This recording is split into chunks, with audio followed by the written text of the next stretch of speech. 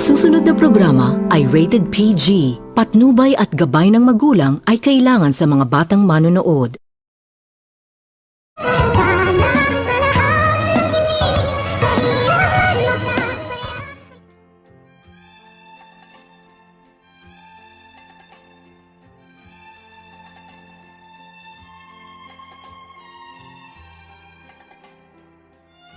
Gulat na gulat itong si Dr. Lindo na kanyang makita itong si Zoe na pumunta ito sa Eastridge Hospital at agad itong pumasok sa opisina ni Dr. Carlos sa kadahilanan na agad naman din itong sinundan ni Dr. Lindon itong si Zoe at dito nang makarating na itong si Zoe sa opisina ng kanyang ama ay dali-dali itong pumasok sa loob kung kaya't agad naman din itong nakikinig itong si Dr. Lindon sa kanilang usapan at dito nang makalabas na itong si Zoe ay agad naman itong hinarangan ni Dr. Lindon at sinabihan nito ni Dr. Lindon itong si Zoe narinig umano nito ni Dr. Lindon ang kanilang pinag-uusapan kung bakit hindi umano ito sumusunod itong si Zoe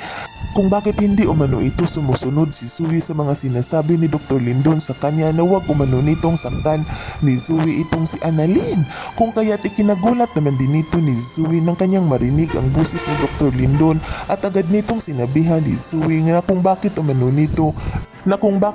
nito sinusundan ni Dr. Lindon itong si Zoe kung ano umano ang gusto nito ni Dr. Lindon kung naghanap ba umano ito ng gulo at dito agad naman din itong sinagot ni Dr. Lindon itong si Zoe na talagang hahanap umano siya ng gulo dahil napupuno na umano itong si Dr. Lindon at hindi naman umano ito marunong sumunod sa kanilang usapan itong si Zoe kung kaya't kailangan na umano nitong mapigilan ni Dr. Lindon ang kasamaan ni Zoe at kakunsaba pa umano nito ni Zoe ang kanyang totoong ama at niluloko umano nila lahat ng mga tao na nakapaligid sa kanila.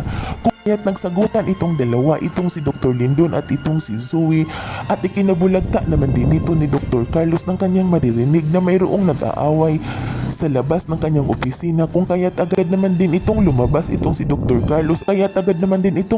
itong si Dr. Carlos at ikinagulat nito ni Dr. Carlos ng kanyang makikita itong si Dr. Lindon kung kaya't agad naman din itong sinabihan ni Dr. Carlos itong si Dr. Lindon kung ano umano ang ginagawa nito at dito agad naman din itong sumagot itong si Zoe at sinabihan nito ni Zoe ang kanyang daddy na sinusundan lang naman umano siya ni Dr. Lindon sa kanyang doktor umano na pakialamero.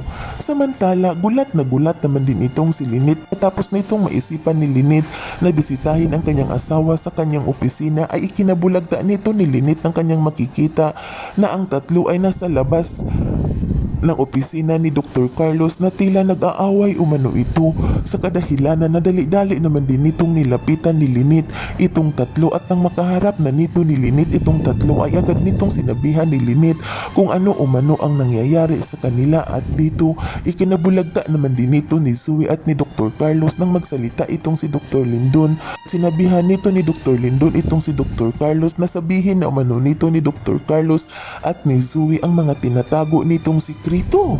Anak umano nito ni Dr. Carlos itong si Zoe. Yan ay ating aabangan sa susunod pa na pangyayari sa kaganapang ito ng abot kamay na pangarap. Huwag mong kalimutang isubscribe at i-hit ang notification bell ng aking channel.